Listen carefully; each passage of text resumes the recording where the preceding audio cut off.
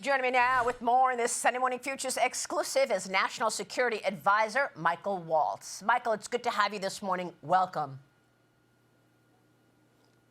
Thanks, Maria. Good to be with you. Well, we've got a lot to get to. Let's first start with that meeting at the Vatican. What progress was done between President Trump and President Zelensky at the Vatican? Well, Maria, let's just take a breath here and take a step back.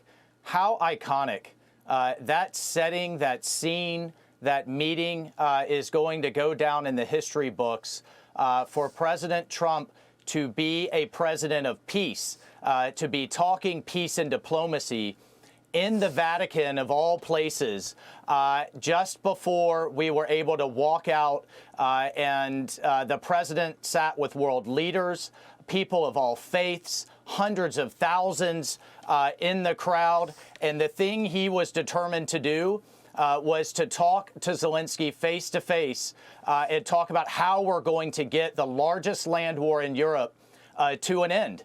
Both sides have to want that. He's expressed his frustration with both sides, but yet his determination. And if you go back to, we're 100 days in, Maria, just 100 days ago, Biden and his team had no end in sight. This was an endless war. This was a meat grinder of men and material and national treasure that really he had never defined victory. And President Trump is determined to use diplomacy to bring this war to an end, to talk to both sides. And just in 100 days, we've had multiple rounds led by Secretary of State Rubio, by Ambassador Steve Witkoff in Saudi Arabia, and now in the Vatican. And it was just truly special to stand there with other world leaders looking on as President Trump led the way. Yes, another iconic shot and another iconic meeting for sure that President Trump led. Do you believe that Zelensky understands he's likely not going to get more land back? Well, there's been a number of discussions of territory, of what they need to make sure that this war never continues, that it is permanent. We've talked to our European partners, who you saw the images of both Starmer from the United Kingdom and Macron from France, that Europe has to step up. I know that you have Ambassador Whitaker, our new NATO ambassador, who's fantastic, coming on talking about how the Europeans need to take the lead in the future. Yeah. All of those things are key parts of the discussion with both Zelensky and with Putin. And next is to drive both sides to the table, but they both have to want it. And the president has expressed his frustrations in whether both sides genuinely want to end this war, but he is determined to have the United States of America and him. I'll just say this. The current leader of NATO, who was here this week, said only President Trump could break the deadlock that we saw 100 days ago under the Biden administration, and he's done just that, starting with his call with both Putin and Zelensky just a few months ago. And, of course, President Trump tweeted or posted this as well. He writes in a post yesterday, there was no reason for Putin to be shooting missiles into civilian areas, cities and towns over the last few days. It makes me think that maybe he does not want to stop the war. He's just tapping me along and has to be dealt with differently. How will the president deal with Putin differently? Well, you saw also in that truth, Maria, that he talked about potential action on banking, potential action on the oil and gas sector. Okay. But he's determined to use both carrots and sticks to get both sides to the table, indirect talks, talking about those items that we discussed to drive this to a permanent end with European-led security architecture. Let me move on because we've got a lot to cover, and I do want to get your take. You just talked about the possibility of using banking against Russia. I want to get your take on what you're willing to do regarding China. The United States obviously has taken a tough stance against communist China, and the latest provocation is China has seized the disputed reef in the South China Sea. That's on top of the propaganda, on top of the surveillance, on top of the undermining from communist China.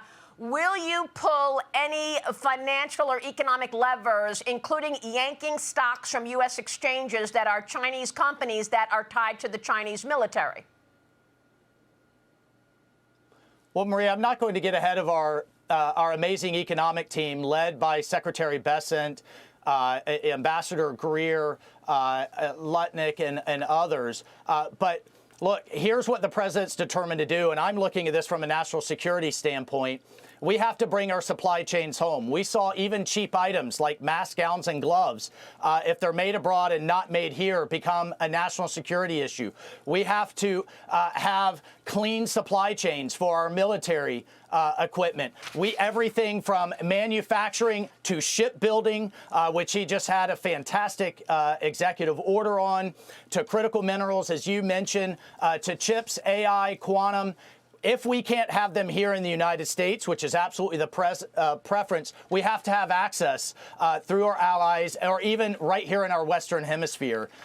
That is a key element. Rebuilding our military under Pete Hegseth, Secretary Hegseth, focused on meritocracy and lethality, is a key element. And then, of course, working with our allies, and it's no accident that President Trump had Prime Minister Modi of India, had Prime Minister Ishiba of Japan, made calls to the Prime Minister of Australia and South Korea. Yeah. All of those pieces are key elements of our competition with China that President Trump knows.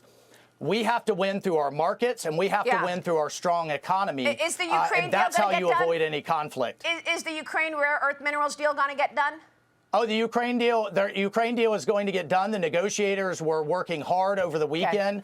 That is first and foremost on both Secretary Bessent and the president's mind. It's going to get done, Maria. President's determined to make it so.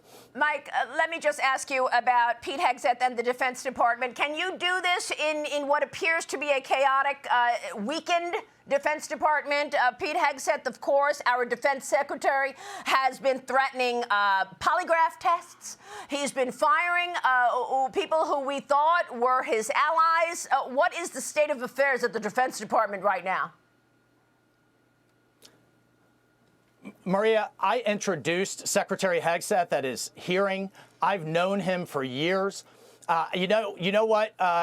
Let me tell you about the soldiers, sailors, Marines that every day come up to me, come up to him.